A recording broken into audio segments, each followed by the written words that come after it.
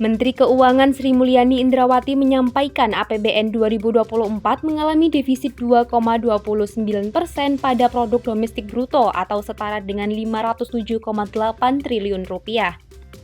Hal tersebut disampaikan oleh Sri Mulyani dalam konferensi kinerja APBN kita di kantor Kementerian Keuangan pada Senin 6 Januari 2024.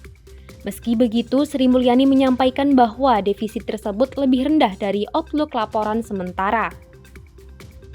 Sebelumnya, Kemenkyu memperkirakan defisit APBN sebesar 2,70% dari PDB dan sesuai dengan target dalam APBN 2024. Kita lihat defisit di 507,8. Ini sangat impresif. Karena tidak hanya lebih rendah dari LAPSEM yang waktu itu memang kita prediksi memburuk 609,7, bedanya lebih dari 100 triliun sendiri, lebih rendah dari outlook defisit, namun juga bahkan lebih rendah dari APBN awal, yaitu yang 522,8 triliun.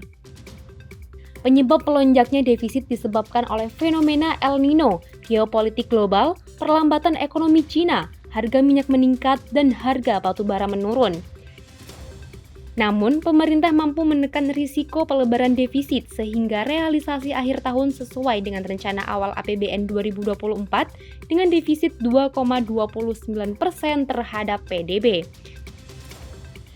Dalam kesempatan tersebut, Sri Mulyani juga menjelaskan realisasi pendapatan negara hingga akhir tahun 2024 mencapai 2.842,5 triliun rupiah atau 101,4% dari target 2.802,3 triliun rupiah, naik 2,1% dari tahun sebelumnya.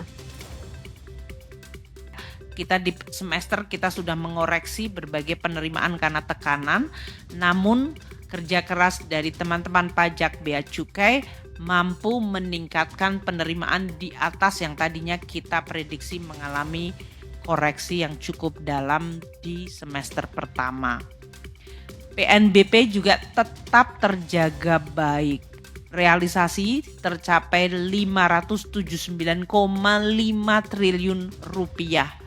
Ini jauh melampaui laporan semester 549,1 dan lebih jauh lagi melampaui APBN awal 492 triliun.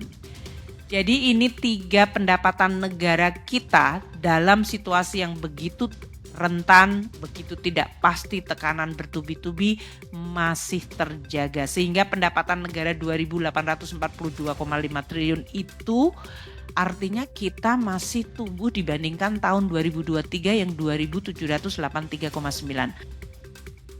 Sementara itu, realisasi belanja negara pada 2024 mencapai 3.350,3 triliun rupiah atau 100,8% dari alokasi pemerintah. Kemudian, sisa lebih perhitungan anggaran pada akhir tahun 2024 mencapai 45,4 triliun rupiah atau mengalami peningkatan dengan tahun yang lalu yang hanya mencapai 19,4 triliun rupiah. Tim Liputan 100% Akurat mengabarkan.